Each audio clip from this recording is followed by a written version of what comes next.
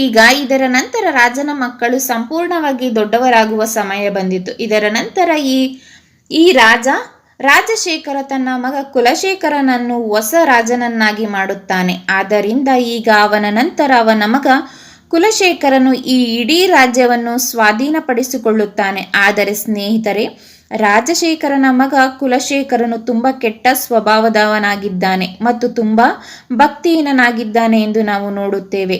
ಏಕೆಂದರೆ ಅವನು ತನ್ನ ಹೆತ್ತವರನ್ನು ಗೌರವಿಸುವುದಿಲ್ಲ, ತನ್ನ ಗುರುವನ್ನು ಗೌರವಿಸುವುದಿಲ್ಲ ಅಥವಾ ತನ್ನ ಪ್ರಜೆಗಳ ಕಲ್ಯಾಣದ ಬಗ್ಗೆ ಕಾಳಜಿ ವಹಿಸುವುದಿಲ್ಲ. ಅವನು ಯಾವಾಗಲೂ ಮದ್ಯವನ್ನು ಕುಡಿಯುತ್ತಾನೆ. ಇವೆಲ್ಲದರ ಜೊತೆಗೆ ಕುಲಶೇಖರನು ದೇವರನ್ನು ನಂಬುವುದಿಲ್ಲ ಮತ್ತು ಯಾವಾಗಲೂ ದೇವರ ಅಸ್ತಿತ್ವವನ್ನು ಗೇಲಿ ಮಾಡುತ್ತಾನೆ. ಈಗ ಸ್ನೇಹಿತರೆ, ಕುಲಶೇಖರನ ತಂದೆ ಅಂದರೆ ರಾಜಶೇಖರನು ಬಾಲ್ಯದಿಂದಲೂ ಕುಲಶೇಖರ ಮತ್ತು ಅವನ ಸಹೋದರಿ ಕನಕವತಿಗೆ ಕಾಂತಾರದ ಕಥೆಗಳನ್ನು ಹೇಳುತ್ತಿದ್ದನು. ಮತ್ತು ಈಗ ರಾಜಶೇಖರನ ತಂದೆಗೆ ಸಂಭವಿಸಿದ ಎಲ್ಲ ಘಟನೆಗಳಿಂದಾಗಿ ರಾಜಶೇಖರ ತುಂಬ ಭಯಭೀತರಾಗಿದ್ದರು. ಅದಕ್ಕಾಗಿಯೇ ತನ್ನ ಇಬ್ಬರು ಮಕ್ಕಳು ಎಂದಿಗೂ ಕಾಂತಾರಕ್ಕೆ ಹೋಗಬಾರದು ಎಂದು ಅವರು ಬಯಸಿದ್ದರು. ಅದಕ್ಕಾಗಿಯೇ ಆತ ಅವರಿಗೆ ಕಾಂತಾರದ ಸುಳ್ಳು ಕಥೆಯನ್ನು ಹೇಳುತ್ತಿದ್ದರು ಮತ್ತು ಅವರು ಕಾಂತಾರದ ಕಾಡಿನಲ್ಲಿ ರಾಕ್ಷಸರು ವಾಸಿಸುತ್ತಿದ್ದಾರೆಂದು ಅವರಿಗೆ ಹೇಳುತ್ತಿದ್ದರು. ಆದರೆ ಈಗ ಈ ದಿನ ಕುಲಶೇಖರನು ರಾಜನಾದಾಗ ಅವನು ಕಾಂತಾರಕ್ಕೆ ಹೋಗಿ ಅಲ್ಲಿ ಬೇಟೆಯಾಡಬೇಕೆಂದು ನಿರ್ಧರಿಸುತ್ತಾನೆ. ಈಗ ಇದನ್ನು ಮಾಡಲು ಕುಲಶೇಖರನು ತನ್ನ ಅನೇಕ ಸ್ನೇಹಿತರನ್ನು ಮತ್ತು ಬಹಳಷ್ಟು ಸೈನಿಕರನ್ನು ಕರೆದೊಯ್ದು ನೇರವಾಗಿ ಕಾಂತಾರದ ಕಾಡುಗಳಿಗೆ ಪ್ರವೇಶಿಸುತ್ತಾನೆ. ಕಾಡಿಗೆ ಬಂದ ನಂತರ ಅವನು ಮಂಗ ಮತ್ತು ಜಿಂಕೆಯನ್ನು ಕೊಲ್ಲುತ್ತಾನೆ. ಆದರೆ ಅವನು ಬೇರೆ ಏನನ್ನು ಮಾಡುವ ಮೊದಲೇ ಕುಲಶೇಖರ ಮತ್ತು ಅವನ ಎಲ್ಲ ಸೈನಿಕರ ಮೇಲೆ ದಾಳಿ ಮಾಡಿ ಅವರನ್ನು ಕೊಲ್ಲುತ್ತಾನೆ. ಈ ಹಠಾತ್ ದಾಳಿಯನ್ನು ನೋಡಿದ ಕುಲಶೇಖರ ಮತ್ತು ಅವನ ಸ್ನೇಹಿತರೆಲ್ಲರೂ ಅಲ್ಲಿಂದ ಓಡಿ ಹೋಗುತ್ತಾರೆ. ಆದರೆ ಅಲ್ಲಿ ಸಿಕ್ಕಿ ಬೀಳುವ ಎಲ್ಲ ಸೈನಿಕರು ಪ್ರತಿಯಾಗಿ ಕೊಲ್ಲಲ್ಪಡುತ್ತಾರೆ ಮತ್ತು ನಂತರ ಕೊಲೆಗಾರರು ಬೇರೆ ಯಾರೋ ಅಲ್ಲ, ಕಾಂತಾರ ಅರಣ್ಯದ ಬುಡಕಟ್ಟು ಜನಾಂಗದವರು ಎಂದು ನಮಗೆ ತಿಳಿಯುತ್ತದೆ. ಮತ್ತು ಅವರೆಲ್ಲರಲ್ಲಿ ಬೇರ್ಮೆ ಅಂದರೆ ರಿಷಬ್ ಶೆಟ್ಟಿ ಕೂಡ ಇದ್ದಾರೆ. ಈಗ ಬೇರ್ಮೆ ಮತ್ತು ಅವನ ಉಳಿದ ಒಡನಾಡಿಗಳು ತಾವು ಇಲ್ಲಿನ ಎಲ್ಲ ಸೈನಿಕರನ್ನು ಕೊಂದಿದ್ದೇವೆಂದು ನೋಡುತ್ತಾರೆ. ಆದರೆ ಇನ್ನೂ ಒಬ್ಬ ಸೈನಿಕ ಸಾಯಲಿಲ್ಲ, ಆತ ಸುಮ್ಮನೆ ಮೂರ್ಛೆ ಹೋಗಿದ್ದ. ಮತ್ತು ಈಗ ಬೇರ್ಮೆ ಮತ್ತು ಅವನ ಸಹಚರರು ಬೇಟೆಯಾಡಿದ ಎಲ್ಲ ಪ್ರಾಣಿಗಳನ್ನು ಮತ್ತು ಅವನೊಂದಿಗೆ ಮಲಗಿದ್ದ ಸೈನಿಕರನ್ನು ತಮ್ಮ ಮನೆಗೆ ಕರೆದೊಯ್ಯುತ್ತಾರೆ. ಈಗ ಬೇರ್ಮೆ ಮತ್ತು ಅವನ ಎಲ್ಲ ಒಡನಾಡಿಗಳು ತಮ್ಮ ಕುಲಕ್ಕೆ ಬಂದಾಗ ಎಲ್ಲ ಸೈನಿಕರಲ್ಲಿ ಉಳಿದಿರುವ ಒಬ್ಬ ಸೈನಿಕನು ತನ್ನ ಕಣ್ಣು ತೆರೆಯುತ್ತಾನೆ ಮತ್ತು ಅವನು ಇಲ್ಲಿ ಬೇರ್ಮೆ ಮತ್ತು ಅವನ ಎಲ್ಲ ಒಡನಾಡಿಗಳೊಂದಿಗೆ ಮಾತನಾಡುತ್ತಾನೆ. ಸೈನಿಕನು ತನ್ನ ಹೆಸರು ಚೇನಾ ಎಂದು ಅವರಿಗೆ ಹೇಳುತ್ತಾನೆ ಮತ್ತು ಅವನು ಬೇರ್ಮೆ ಮತ್ತು ಅವನ ಸಹಚರರಿಂದ ಕೊಲ್ಲಲ್ಪಟ್ಟ ಎಲ್ಲ ಸೈನಿಕರ ಸಂಗಾತಿಯಾಗಿದ್ದನು. ಅವನು ಎಲ್ಲಿಂದ ಬಂದಿದ್ದಾರೆ ಎಂದು ಬೇರ್ಮೆ ಚೇನಾವನ್ನು ಕೇಳುತ್ತಾನೆ. ಅದರ ಮೇಲೆ ಚೇನಾ ಎಂಬ ಆ ಸೈನಿಕನು ಈ ಕಾಡಿನ ಹೊರಗೆ ನಿಜವಾಗಿಯೂ ಒಂದು ದೊಡ್ಡ ಸಾಮ್ರಾಜ್ಯವಿದೆ ಎಂದು ಹೇಳುತ್ತಾನೆ. ರಾಜ್ಯದ ಹೆಸರು ಕದಂಬ ಮತ್ತು ಅದೇ ಹಂತದಲ್ಲಿ ಕುಲಶೇಖರ ಎಂಬ ಹೆಸರಿನ ಹೊಸ ರಾಜನನ್ನು ರಚಿಸಲಾಗಿದೆ ಮತ್ತು ಅವರು ಈ ದಿನದಂದು ಅವನೊಂದಿಗೆ ಬೇಟೆಯಾಡಲು ಬಂದರು. ಆದರೆ ಅವರು ದಾಳಿ ಮಾಡಿದಾಗ ರಾಜ ಮತ್ತು ಆತನ ಸಹಚರರು ಓಡಿ ಹೋಗಿ ಇಲ್ಲಿ ಸಿಕ್ಕಿಬಿದ್ದರು. ಈಗ ಚೇನನ ಮಾತನ್ನು ಕೇಳುತ್ತಾ ಇಲ್ಲಿ ನಾವೆಲ್ಲರೂ ಬುಡಕಟ್ಟು ಜನಾಂಗದವರು ಎಂದು ಬೇರ್ಮೆ ಅವನಿಗೆ ಹೇಳುತ್ತಾನೆ.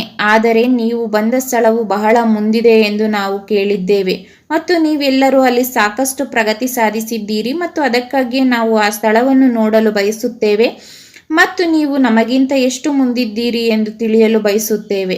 ನಾವು ಆ ಸ್ಥಳವನ್ನು ನೋಡಿದ ತಕ್ಷಣ ನಾವು ಜನರನ್ನು ನೋಡಿದ ನಂತರ ಹಿಂತಿರುಗುತ್ತೇವೆ ಎಂದು ಮತ್ತು ಅದರಿಂದ ಚೇನಾ ಅವರೆಲ್ಲರೂ ತನ್ನೊಂದಿಗೆ ಕರೆದೊಯ್ಯಬೇಕು ಎಂದು ಬೇರ್ಮೆ ಅವನಿಗೆ ಹೇಳುತ್ತಾನೆ. ಈಗ ಚೇನಾಗೆ ಬೇರೆ ಆಯ್ಕೆ ಇಲ್ಲ ಮತ್ತು ಅದರಿಂದ ಅವನು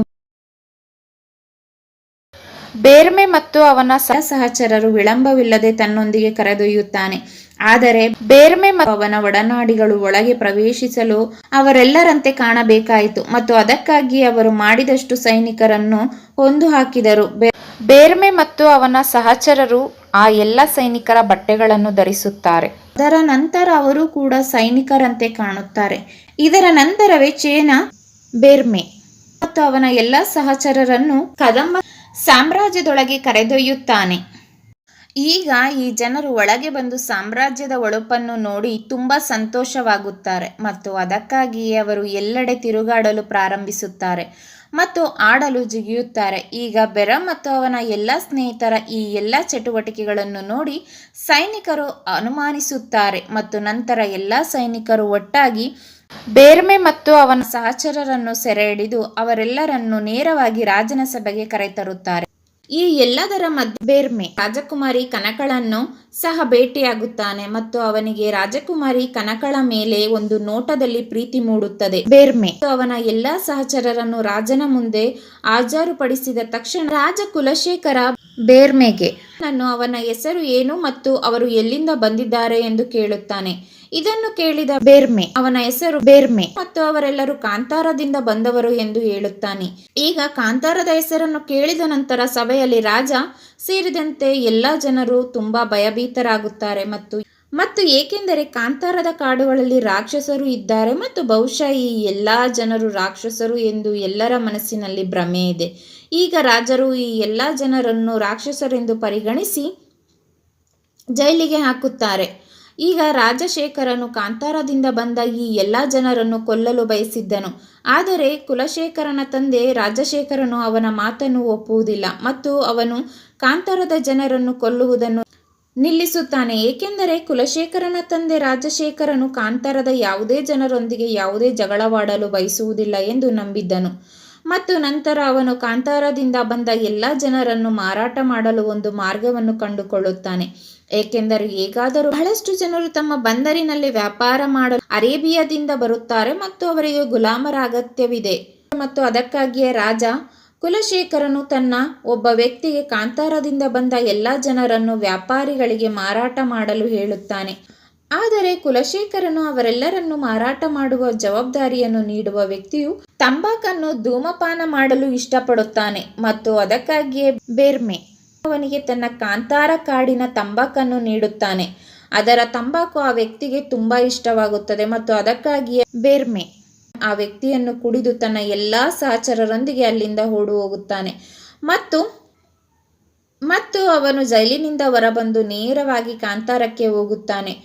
ಕಾಂತಾರಕ್ಕೆ ಹೋಗುವಾಗ ಬೇರ್ಮೆ ಅವರು ಕದಂಬ ಸಾಮ್ರಾಜ್ಯದಲ್ಲಿ ಬಹಳಷ್ಟು ವಸ್ತುಗಳನ್ನು ನೋಡುತ್ತಾರೆ ಮತ್ತು ನಂತರ ಅವರು ಕದಂಬ ರಾಜ್ಯದ ಬಂದರಿನಲ್ಲಿ ಸಾಕಷ್ಟು ಸಾಂಬಾರು ಪದಾರ್ಥಗಳ ವ್ಯಾಪಾರವನ್ನು ಕಂಡುಕೊಳ್ಳುತ್ತಾರೆ ಮತ್ತು ಅದರ ಕಾಂತಾರ ಕಾಡುಗಳಲ್ಲಿ ಬೆಳೆಯುವ ಸಾಂಬಾರು ಪದಾರ್ಥಗಳು ಆ ಎಲ್ಲ ಸಾಂಬಾರು ಪದಾರ್ಥಗಳು ಇಲ್ಲಿ ಉತ್ತಮ ಬೆಲೆಯನ್ನು ಪಡೆಯುತ್ತವೆ.